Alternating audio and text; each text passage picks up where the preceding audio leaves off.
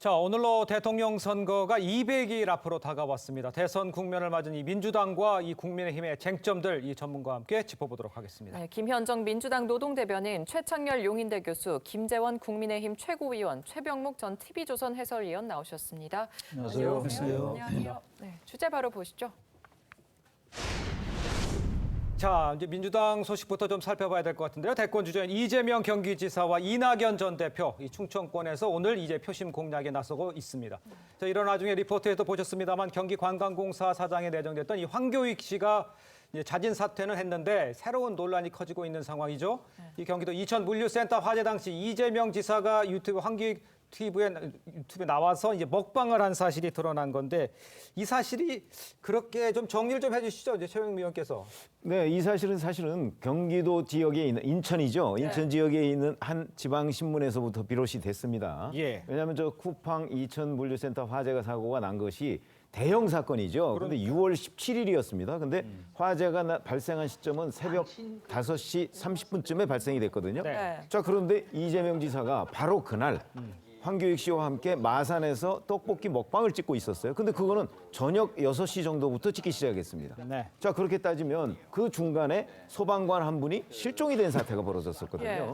그런데 그런 일들을 다 지금 본인이 보고받았다고 하니까 다 보고받고서도 결국 먹방을 취소하지 않고 다 찍고서 나중에 올라왔다. 그래서 예. 새벽 1시 반쯤에 현장에 도착한 거 아니겠습니까? 예. 이제 현장에 이재명 지사가 꼭 있어야 할 필요는 저는 없다고 생각하지만 적어도 그 대형 화재, 본인의 관내에서 대형 화재가 났고 그 소방관 한 분의 생명이 지금 오락가락하는 그 와중에 네. 예정된 그 먹방 녹화를 거기서 찍는 것이 과연 합당한 행동이냐 하는 부분에 대한 그 논란이 지금 끊이지 않고 있는 것이고 네. 야당은 물론이고 여당 내의 다른 대선 주자들로부터도 공격을 받고 있는 이런 상황입니다. 네, 앞서 리포트에서도 보신 것처럼 이재명 지사는 과거에 이 박근혜 전 대통령의 세월호 7시간을 문제 삼아서 형사고발까지 한 적이 있습니다.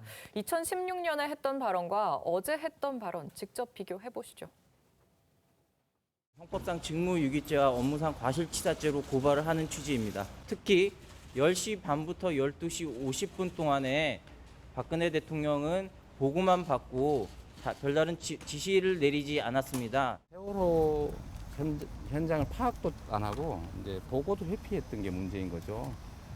우리 국민들께서 박근혜 대통령이 왜 세월호 그 빠지고 있는 현장에 구조 함정이 왜 안 갔냐라고 문제 삼지 않잖아요.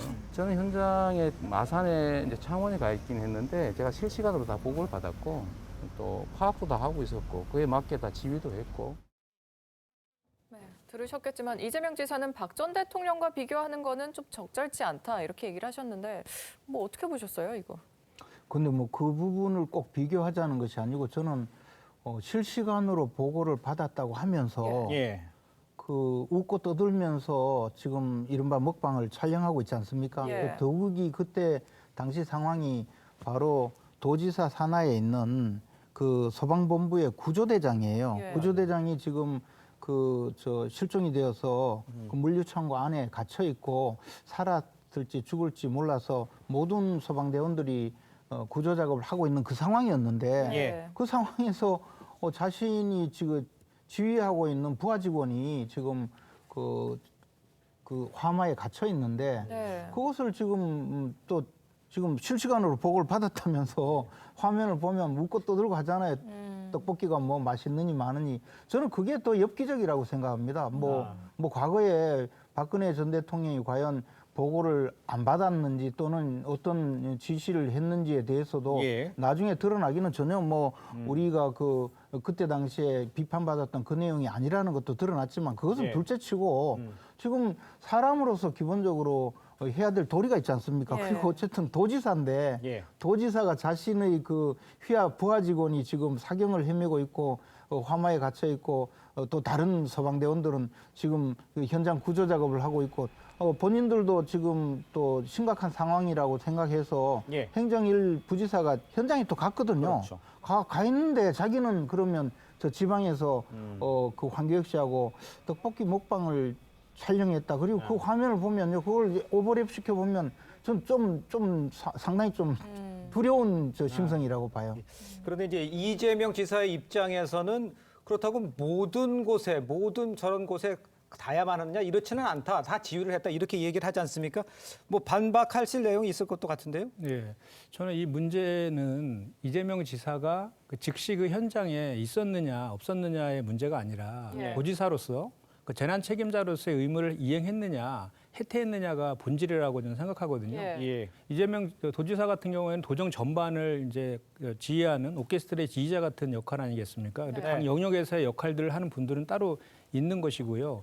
그 전반에 대한 것들을 모두 다 현장에 가서 처리할 수는 현실적으로 불가능한 거 아니겠습니까? 그래서 네. 이 문제를 실체적 진실을 좀 들여다 보려고 하면 그날에 벌어졌던 일들을 좀 시간별로 좀 이렇게 자세하게 들여다볼 필요가 있거든요. 예. 그래서 실제로 6월 16일 날 저녁에 이제 2박 3일 일정으로 이제 경남으로 출장을 갔는데 그 다음 날 17일 새벽 5시 30분에 그 화재가 발생했다는 거 아닙니까? 네. 예. 그래서 그 보고를 받고 이제 1단계가 화재가 오전에 이제 진압이 돼가지고 진압이 돼서 별 문제 없이 이제 11시에 있었던 경남도와의 정책 협약식도 이제 그 소화를 하고 이런 과정에서 네. 이제 오후에 다시 화재가 이제 번지면서 이런 일이 이제 벌어졌는데 그때 그 이후에도 바로 그 이재명 그 후보는 그 소방 본부장하고 그 행정부시장을 현장에 보내서 현장에 대해서 살펴보게 했고 실시간으로 보고를 받았다는 거 아닙니까? 그리고 그 내용에서 행정적으로 필요한 조치들에 대해서는 지시도 했고 예. 그래서 이런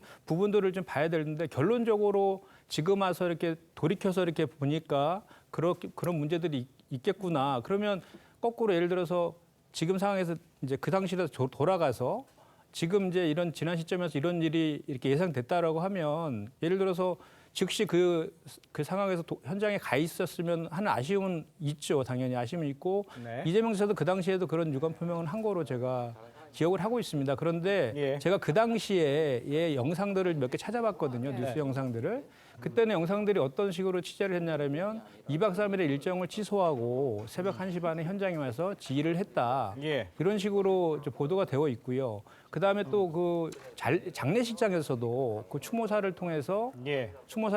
그 철저한 원인 규명과 재발 방지를 위해서 그 제도 개선이 필요하다라고 하면서 정부한테 뭐 노동경찰의 충원이라든지 그리고 근로감독 권한을 지방정부와 공유해야 된다라는 식의 대안도 제시하고 이렇게 하면서 네. 이 사건이 잘 마무리된 거로 저는 또 기억하고 있거든요. 예. 그래서 그런 측면들도 우리가 봐야 된다라고 예. 생각합니다.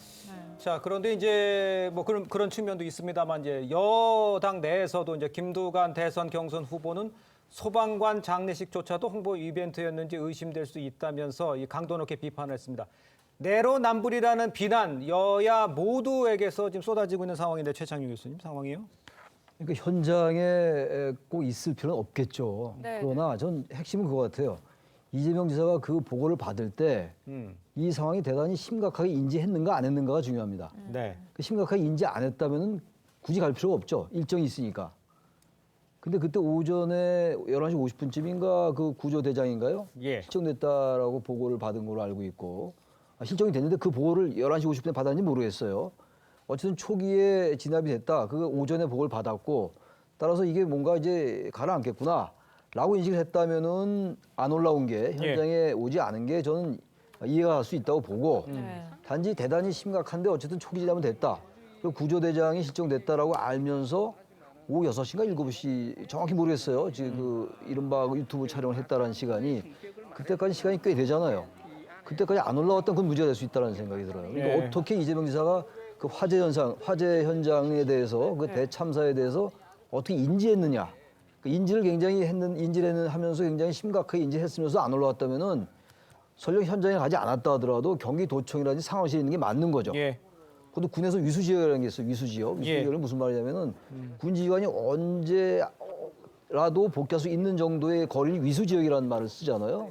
과거에 위수령 같은 것도 있었는데 네. 이제 군하고 비교하고는 아닙니다만 따라서 저는 인지를 할 때 심각하게 인지를 안 했다면은 안 와도 문제가 안 되는 것이고 네. 심각하게 인지했는데 일단 초기에 진압이 됐기 때문에 일단 그 유튜브 촬영했다라면 그 자체는 여러 가지 뭐 사후 조치를 잘 취했다 하더라도 현장에 오지 않았다는 거. 일단 그 얘기를 들으면 시간이 많았기 때문에 알겠습니다. 올라오는 게 일반적인 정서에 부합하지 않을까 예. 그런 생각 들어요. 뭐 맞춰서 뭐 새벽 그 다음 새벽에는 올라와서 현장에 네, 갔었죠. 1시에 도착한 예, 거죠, 새벽에. 알겠습니다. 예. 자, 이런 상황에 대해서 아까 제가 조금 전에 언급을 해드렸습니다. 여야 대선 주자들 모두 이번 사태에 대해서 비난을 쏟아내고 있습니다. 직접 들어보겠습니다. 현재까지는 보도가 나와 있을 뿐입니다.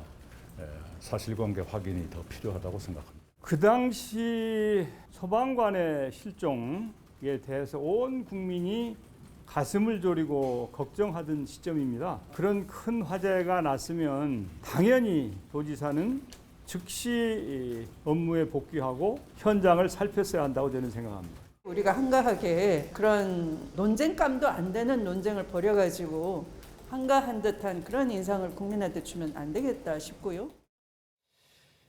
자, 이낙연 캠프에서는 이 경기도 재난재해 총책임자로서 도저히 있을 수 없는 일이다. 또 국민의힘에서는 지사의 책무를 버린 것이다. 이 지사직을 사퇴해야 한다. 이런 주장도 나오고 있습니다.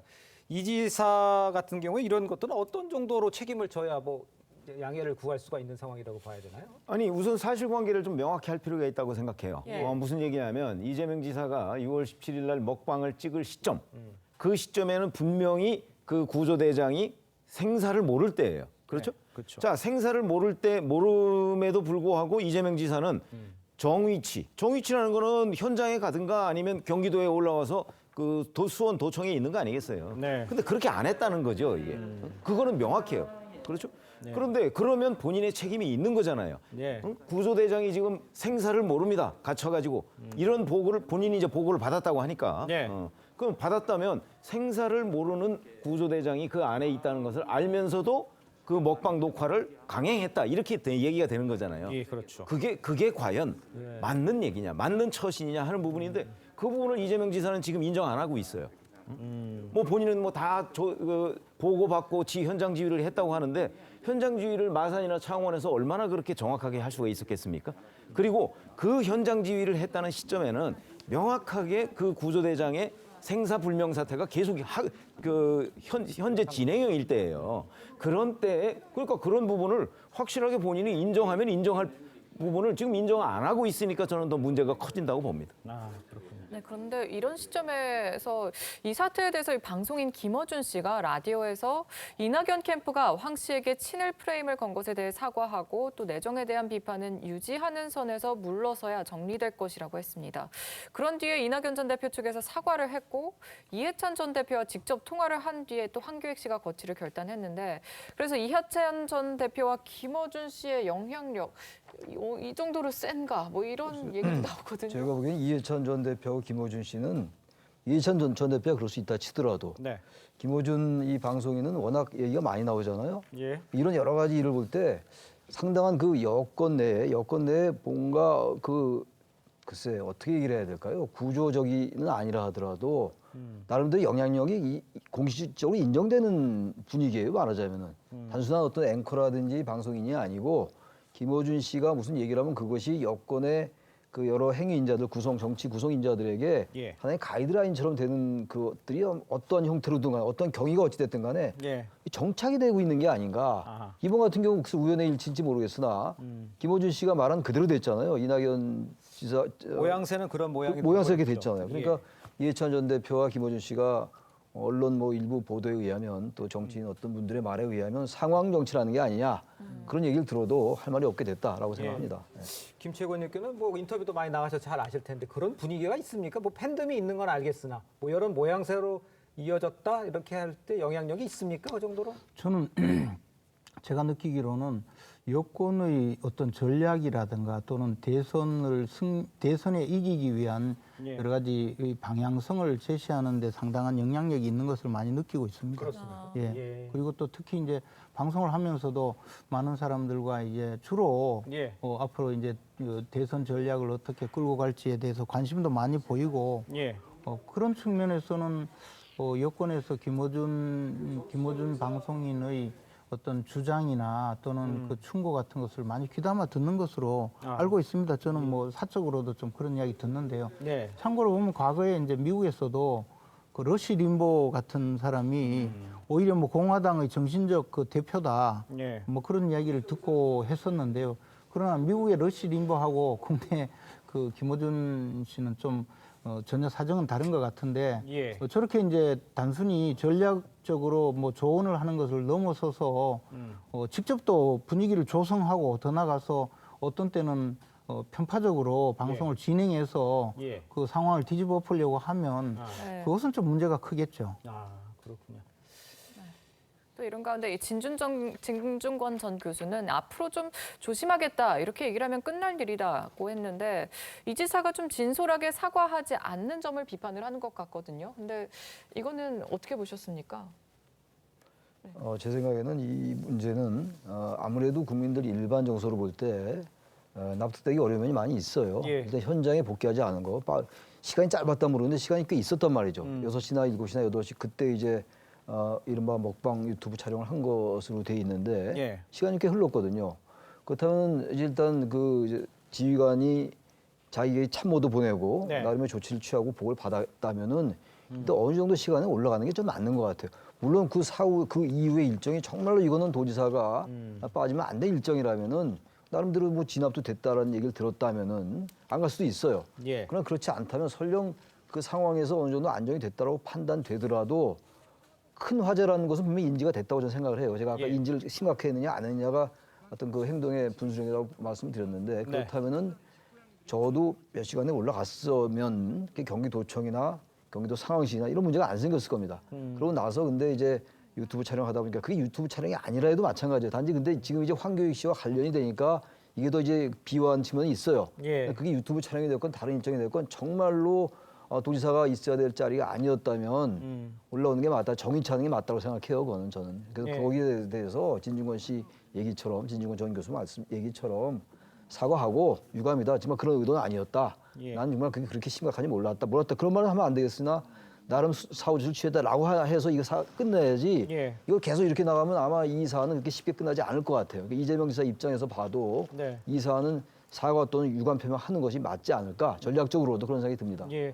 지금 화제의 이제 이재명 잠깐만요. 이재명 경기지사가 왔느냐, 요거에 관한 제때 왔느냐, 요거에 관한 질문이 이어진과 동시에 이제 황교익 내정에 관해서 이제 인사 문제에 대해서 제대로 했느냐 이런 문제를 지금 이야기가 조금 이제 혼합돼 있었다는 점을 좀 말씀을 드리고요. 그렇죠. 아니 그러니까 그게 이런 겁니다. 그러니까 황교익 씨를 경기관광공사 그 사장에 내정했다는 문제. 네. 이게 이제 뭐 예를 들어서 이제 같은 뭐 대학 동문이고 뭐 그것만 가지고는 아니지만 4년 전에 또 그 이재명 지사의 뭐 형수 욕설 부분에 대해서 두둔한 적이 있고 그렇죠. 그다음에 7월달이면 경기관광공사 사장 공모가 진행되던 시점이에요. 그 시점에 이재명 지사가 그 황교익 TV에 2번씩이나 나가고 뭐 이런 것들 때문에 이제 이게 보훈 인사 또는 코드 인사 아니냐 이런 지적을 받았던 거거든요. 예. 그럼 그런 부분에 관해서도 이재명 지사는 이 무천 먹방 찍었던 그 부분에 대해서도 계속해서 본인이 잘못한 게 없다고 얘기를 하고 있고 그러니까요. 바로 이 경기관광공사 이 문제에 있어서 난 이거 보훈 인사 아니고 아무런 문제가 없다. 여전히 왜냐하면 사퇴한 이후에까지 본인의 잘못을 전혀 인정하지 않고 있어요. 이렇다면 그 과연 그 이게 코드 인사다 또는 보훈 인사다라고 의문을 제기하는 사람들의 주장이 예. 정말 엉뚱한 주장이냐? 저는 그렇게 보지 않거든요. 예. 그렇기 때문에 이 부분에 대한 논란이 네. 진중권 전 교수 말대로 그냥 앞으로 조심하겠습니다라고 하면 끝날 일일지도 몰라요. 네. 근데 그런 부분을 손톱만큼도 인정을 안 하려고 하니까 이 논란이 계속 확산이 되고 끝나지 않는다. 저는 이렇게 봅니다. 지금 최병목 위원께서 만든 인정하지 않는다. 사과하면 간단히 끝날 무렵에 대해서는 어떻게 생각하십니까? 김영정 대변인께서. 그 이제 6월 17일 날 사고 당일에 이제 그 행정부시장하고 그 본부장으로부터 실시간으로 보고를 받았다고 했지 않습니까? 그럼 그 보고를 받고 그 당시의 상황들에 대한 판단이 있었을 겁니다. 예. 그걸 어떤 기준에 의해서 그 판단을 했을 것인가는 저희가 이 자리에서 말 수는 없겠지만 우리가 언론을 통해서 보는 거랑 실제로 그 상황을 현장에서 있는 사람이랑 같이 이렇게 보고를 받으면서 하는 그 판단은 달릴 수가 있다는 것이거든요. 그때 언론을 보면 오후 5시에 아마도 그 김동석 소방대장이 27년 차 베테랑이기 때문에 그 시간이 좀 몇 시간은 지났지만 여전히 생존했을 것이다 예. 라는 것을 전제로 대처를 했다라고 하거든요. 그래서 네. 오후 5시 경에도 소방관 20명을 투입해서 그 구조 작업을 했다라고 하거든요. 그런 결정들도 사실은 그 보고 과정에서 그런 결정을 한 것이라고 보는 거거든요. 그렇죠. 그래서 그런 것까지도 저희가 보면 예. 우리 제가 말씀드리고 싶은 거는 결론 이재명 지사가 지사로서 그 재난 그 책임자로서의 의무는 그 자리 현장에는 없었지만 충분히 다 했다라는 얘기를 해서 하고 싶은 것이고 계속해서 여야의 그 대선 후보들이 이거 관련해서 이렇게 그 이재명의 사과나 이런 거를 요구하는 것은 어찌 보면 1등 후보에 대한 그 과도한 정치 공세 아니냐 이런 생각도 듭니다. 예, 김지현 교수님. 근데 이제 그 이재명 지사가 지방 일정을 그 계속 소화하면서 저녁 한 7시 무렵부터 먹방을 찍었다는 것이거든요. 그렇죠. 근데 이제 그 이전의 일정이 그러면 굉장히 중요해서 지금 말씀하신 대로 구조대장이 지금 생사를 모르면서 소방관들 20명이 동원되어서 그 화마가 휩쓴 그 사고 현장을 수색하고 있음에도 불구하고 네. 또 지방에서 일정이 엄청 중요하다면 또 예. 생각을 좀 달리할 수 있겠죠. 이 중요한 일정 때문에 네. 현장 대응은 부하들에게 맡기고 지방 일정을 했다. 그렇게 할 수 있는데 그때 일정을 보니까 민주당 경남도당을 찾아간 거거든요. 그렇죠. 예. 그거는 뭐 솔직히 말씀드려서 가든 안 가든 그게 꼭 지사의 업무라고 보기도 좀 어려워요. 그럼 그 이전에 또 경남에 간 김에 원래 오전에 경남도하고 이제 협약식을 예. 체결하고 점심 먹고 오후에 뭐 경남 교육감을 잠시 만나고 그다음에 이제 더불어민주당 경남도당을 방문했다가 예. 그리고 일과 시간이 지나서 이제 먹방을 촬영한 거예요. 그러면 제가 보기에는 이 일과 시간 이후에 먹방 촬영을 위해서 그 경남에 간 것처럼 보일 수밖에 없어요, 이게. 그러니까 일정 자체가 지금 우리가 생각하듯이 뭐 일정을 왜 이렇게 중단하지 않았느냐. 예. 그렇게 이야기하기보다 아마 이재명 지사의 생각에는 그날 이 앞으로 이제 선거에 사용할 수 있는 그런 먹방을 찍기 위해서 간 것이 아닌가. 그것도 일과 시간 내에 또 찍으면 문제가 되니까 일과 시간 지날 때까지 앞에 일정이라는 건 사실 오전 일정은 뭐 그래도 그나마 일정이 공식적인 있었죠. 예. 일정이라고 볼 수도 있지만 오후 예. 일정이라는 것은 사실은 뭐 하지 않아도 무방한 그런 내용이거든요. 근데 예. 이제 먹방 일정을 다 찍고 나서 새벽 1시 넘어서 현장에 온 거죠. 먹방을 위해서 갔다 이런 표현은 조금 지나치면 아니, 이제 제 생각이 그렇다는 거죠. 개인적 의견으로 예. 그거 관련해서는 제가 예. 잠깐 짧게, 말씀드리면 짧게 좀 해주시죠. 그 다음 날도 고성군과 정책 협약식이 있었거든요. 네. 그거는 다 취소하고 한 것이거든요. 그래서 아까도 제가 말씀드렸지만 김동석 소방대장이 생존해 있을 것이다라는 전제로 소방관 20명이 투입됐고 그런 예. 결정들은 행정부시장과 소방본부장과 이재명 후보가 같이 한 것이거든요. 그런 네. 지시를 하고 그 다음날 일정들이 있기 때문에 그럼 이거를 현장으로 복귀할 것이냐 말 것이냐에 대한 판단들을 예. 그때는 복귀하지 않아도 되겠다라는 판단을 했다라고 저는 생각하는 것이고 그것이 재난 매뉴얼에 어긋나거나 그러진 않는다는 말씀을 드리는 것입니다. 알겠습니다. 네. 하지만 이제 정서적으로는 좀 빨리 왔었으면 좋았다는 생각을 하는 사람들은 많다라는 얘기도 결과론적으로 지나와서 보니까 이제 그렇게 할 수 있는 것들에 대한 것은 좀 그런 부분은 있는 것이죠. 네.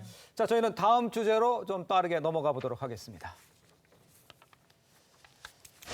자, 이번에는 이제 국민의힘 소식을 좀 짚어봐야 할 것 같은데요. 윤석열 전 검찰총장이 김종인 전 비대위원장을 앞세워서 비상대책위를 추천할 것이다. 이런 보도가 나왔습니다. 이것은 보도가 나왔으니까 먼저 최병욱 위원께서 좀 정리를 먼저 해주시고 김재원 특석께서 좀 답을 해주셔야 될 것 같아요. 이 보도 내용은요. 예. 사실은 어제 일요신문이라는 곳이 있습니다. 네. 거기서 그 오후 한 5시 50분쯤인가 보도가 됐었습니다. 그러니까 저녁 때쯤에 보도가 된 것이죠. 그러니까요. 근데 윤석열 캠프 핵심 관계자 네. 뭐 이런 식으로 이제 그 기사의 원천이 돼 있어요. 예. 그래서 윤석열 그 캠프 측에서 이준석 대표의 공정성을 영 믿을 수 없으니 자, 이준석 대표 체제를 무너뜨리고 앞으로 비대위 체제로 가자. 근데 그 비대위원장은 그러면 뭐 김종인 전 위원장 같은 사람 어떠냐 뭐 이런 거를 윤석열 캠프 측 사람들이 그 일부 몇몇 의원들이 그런 시나리오를 짜고 구체적인 실행에 착수했다. 뭐 이런 보도 내용이에요. 그러니까요. 그래서 그 내용을 보면 네. 그 기사 내용이 굉장히 깁니다. 네. 그런데 이 비대위 얘기는 또 그 앞부분에 있고 중간에 다른 얘기 한참 하다가 맨 뒷부분에 와서 이게 기사를 만드는 그런 그 어떤 기법상 조금 뭔가 좀 애매한 그런 기사를 만들어냈고 예. 그다음에 그 안에 있는 게 서로 모순되는 발언들이 좀 있어요. 예. 과연 이준석 대표를 어떤 식으로 끌어내리느냐 이런 것들이 결코 간단한 일이 아니거든요. 예. 근데 그런 부분에 관해서 전혀 검토가 없이 그냥 윤석열 캠프에서 검토하고 있고 심지어는 윤석열 후보가 그런 보고를 받았다라고까지 거기 돼 있어요. 예. 그래서 저는 이 내용의 신뢰성, 기사의 신뢰성, 뭐 기사라는 것이 100% 맞는 건 아닌 것도 있는 거 아니겠습니까? 예. 그 신뢰성에 상당한 의문을 가지고 있습니다. 최고께서는 저런 내용이 오가기는 했습니까? 안쪽이 내용이 어떻습니까? 저는 그 기사가 있다는 것도 오늘 아침에 우연히 알았는데요. 사실은 저게 불가능한 이야기고 내부적으로 적어도 비대위 체제로 가려면 최고위원들이 전원 사퇴한다든가 또는 뭐 당대표가 사퇴한다든가 그렇게 하고 그다음에 전당대회를 치를 수 없는 상황이 되고 뭐 이런 특수한 사정이 되어야 되는데 가능성이 저는 마이너스 한 200%는 되는 것 같아요. 도저히 이게 불가능한 이야기를 어떻게 저런 이야기를 했을까 하는 그 의문도 들지만 예. 적어도 최고위원들 4명은 어느 누구도 저런 생각을 하는 사람이 없습니다. 제가 알기로. 예. 그렇군요. 그리고 제가 만약에 저런 이야기를 하는 사람이 있다든가 예.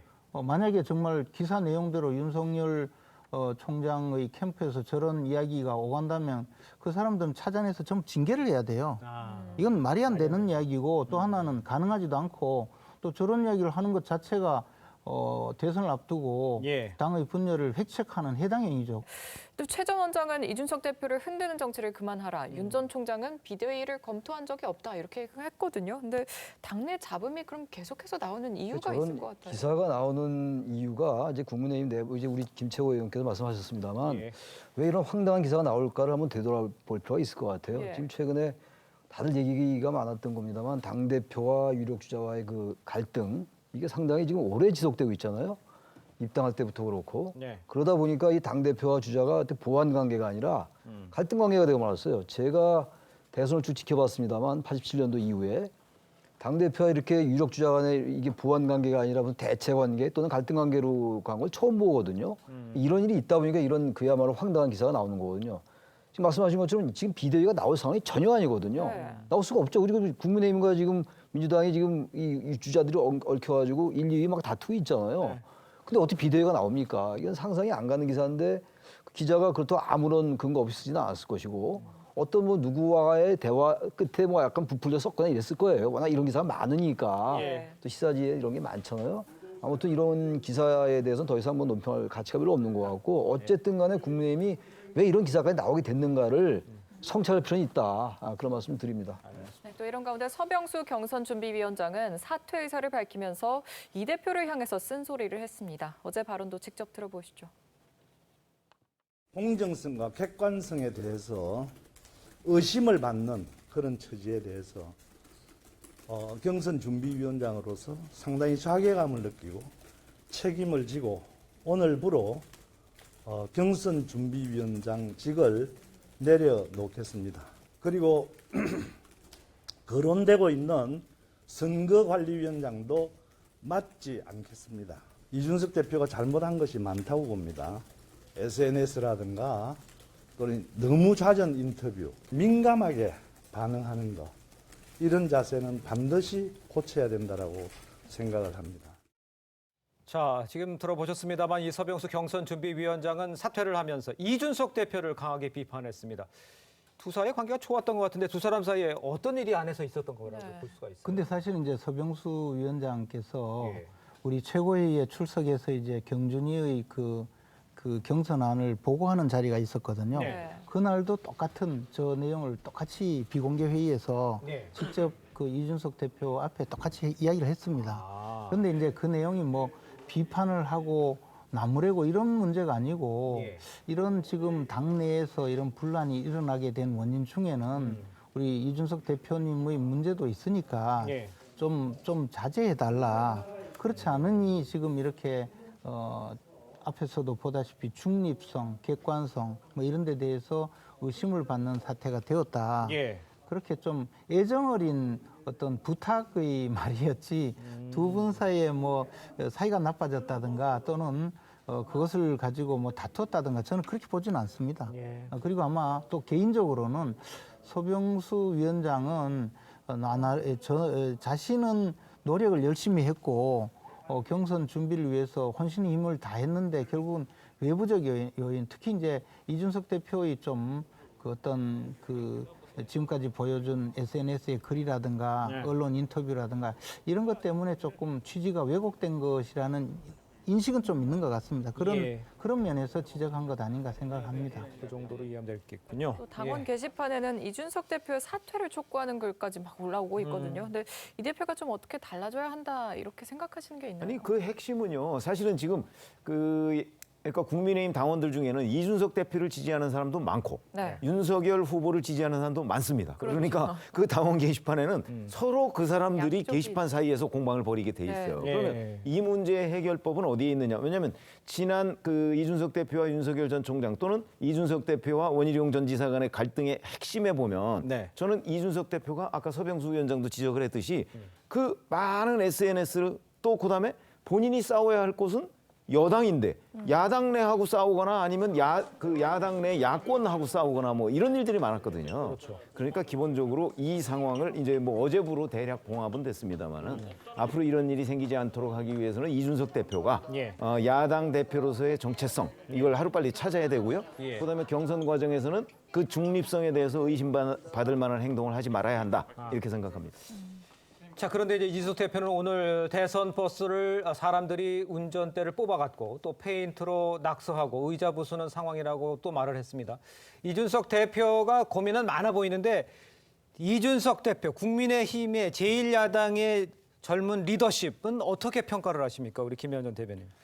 지난 당대표 선거 때 그 특정 계파라든지 뭐 의원이라든지 이런 분들의 지지를 받지 않고서도 당원들과 국민들의 지지로 인해서 특히 20, 30대의 전폭적인 지지를 통해서 당대표가 되었잖아요. 예. 제가 봤을 때는 그 여전히 지금 그 이준석 대표에 대한 기대치는 상당히 높이 있는 것 같고 다만 제가 아까 보기에는 이준석 대표가 네. 이 대선 국면에서 본인이 주도권을 행사해야지 대선에 승리할 수 있다는 생각을 강하게 갖고 있는 것 같아요. 그래서 주도권을 행사하려 본인을 한다? 충분히 지지하고 있는 20, 30대를 자기가 계속해서 견인해서 대선 승리로 이어가겠다 이런 생각이 너무 강하다 보니까 예. 또 다른 후보들 같은 경우에는 또 공정한 경선 관리를 요구할 수밖에 없는 그런 상황이니까 부딪힐 수밖에 없는 네. 그런 상황인 것 같아요. 그리고 또 이준석 대표가 당대표가 된 이후에 책임 당원이 9만 명이 늘었다라고 하거든요. 책임 당원이 28만인데 9만 명이 늘었으니 5대5로 이렇게 경선에서 이렇게 투표를 하게 되면 그거에 대한 영향력 또한 또 막강할 수밖에 없는 거 아닙니까? 이런 예. 여러 가지 지형들을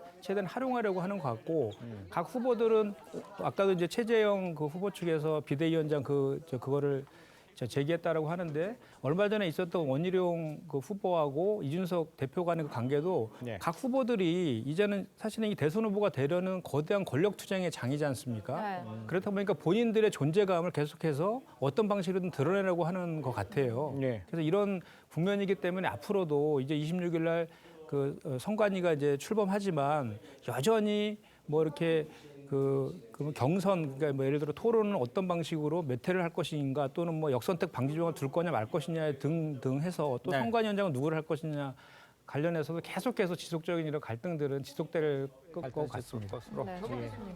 지금 얘기도 또 이 대표 이런 얘기 했잖아요. 지금 운전대를 뽑아가고 페인트로 낙서하고 그러니까 이렇게 벌써 얘기하면 안 될 것 같아요.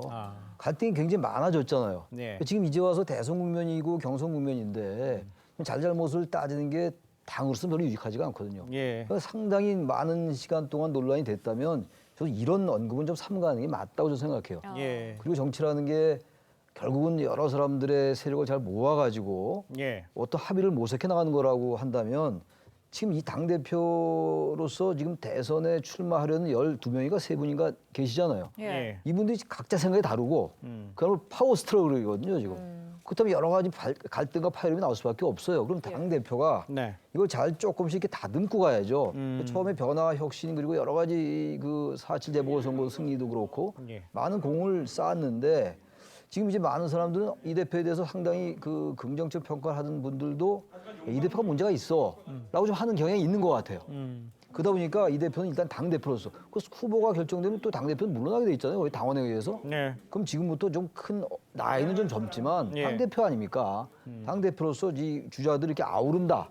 그런 좀 무겁고 묵직한 마음으로 임하는 게 맞을 것 같아요. 자꾸만 이렇게 되면요. 예. 갈등이 계속될 겁니다 아마. 왜냐하면 예. 조그만 사안과 이슈에 따라서 계속 발언하게 된다면은 갈등 계속 증폭하게 되거든요. 말을 예. 좀 줄이고 좀 무겁게 과거의 삼김까지는 아니라 하더라도 예. YSDG까지는 아니더라 하더라도 좀 그런 그게 절대적으로 요구된다라고 제가 아주 객관적으로 논평하고 싶습니다. 알겠습니다. 네. 김치현 님 그걸 한번 여쭤볼게요. 지금 보면 아까 뭐 민주당 얘기도 했습니다만 이해찬 대표는 뭐 상황 얘기도 했습니다만 어떤 물론 똑같지는 않습니다만 어떤 문제가 생기면 좀 조율을 하고 컨트롤할 수 있는 위에 어른 같은 분이 하나 있었다고 본다면 민주당에서는 그런 게 좀 있었으면 하는 바람 같은 게 내부에서 있다 보면 그런 게 생기지는 않습니까? 어떻습니까? 느낌? 그런데 사실 우리 당은 당대표가 그 리더십을 행사하면서 당의 모든 면을 주도하고 네. 또 조정하고 갈등을 해소해 나가는 것이 지금까지의 그 당의 운영 방침이었거든요.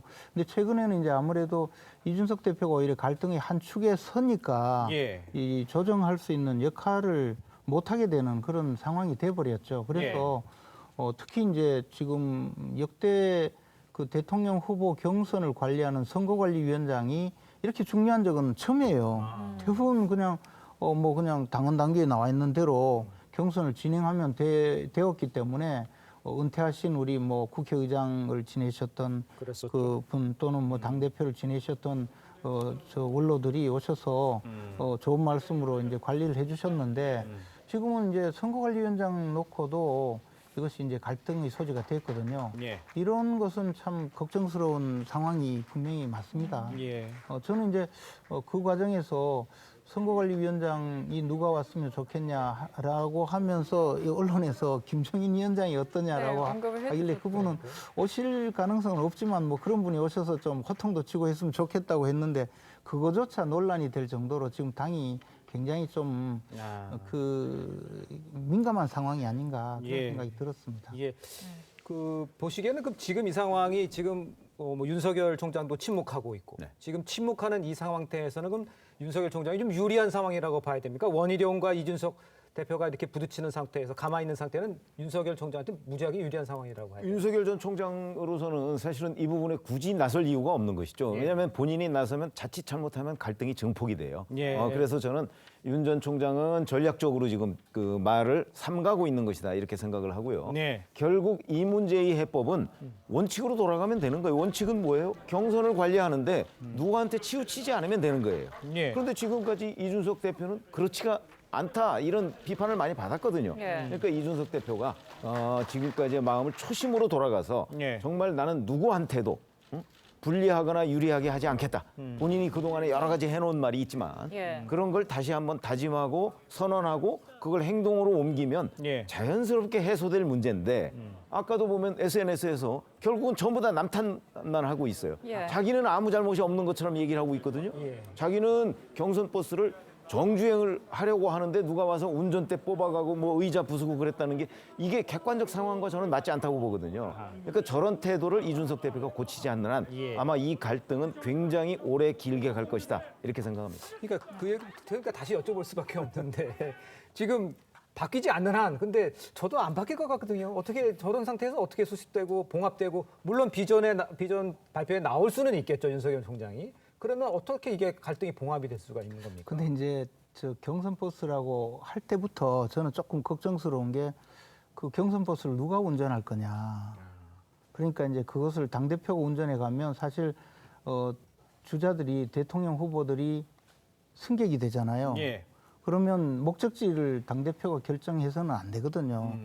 그러니까 이제 지금 상황에서는 이 갈등을 해소할 수 있는 가장 좋은 방법은 선거관리위원장 또는 선거관리위원회가 공정하고 중립적이고 객관적이고 투명하게 예. 경선을 관리를 해주고 대선 후보들이 주인공이 되면서 경선을 이끌고 가면 되거든요. 네. 거기에 이제 우리 당대표께서는 조금 조정 역할을 해주는 것으로 가야 되는데 예. 이 대통령 후보 경선을 주도하려고 하다가 보면 어쨌든 그 과정에서 대선 후보 중에 일부는 좀 오해를 하고 과민 반응을 보일 수도 있고 또 일부는 또 반대할 수도 있고 그러면 이게 분란이 되거든요. 그래서 그렇게만 잘 관리가 되면 좋겠고 특히 그렇다면 선거관리위원장이 좀 더 리더십을 갖춰서 네. 그렇게 잘 끌고 가는 분이 오셨으면 좋겠다라는 생각입니다. 알겠습니다.